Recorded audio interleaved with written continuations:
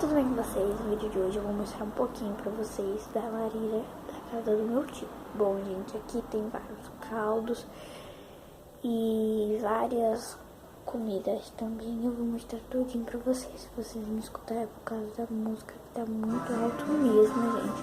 Por causa que a gente tá escutando música só pra animar mesmo. Então, se vocês não me escutarem, não se preocupem, beleza? Então, eu vou mostrar tudinho pra vocês, tá?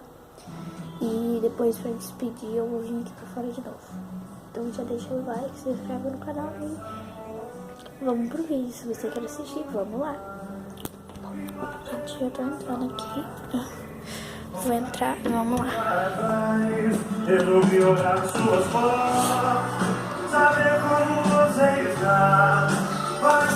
Aqui tem uns caldos.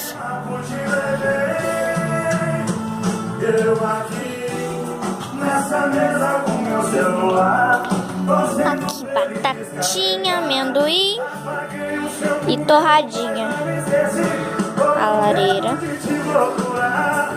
mandioca, calabresa, queijo, azeitona e ali a lareira. E aqui música. Gente, a lareira tá bem aqui, ó.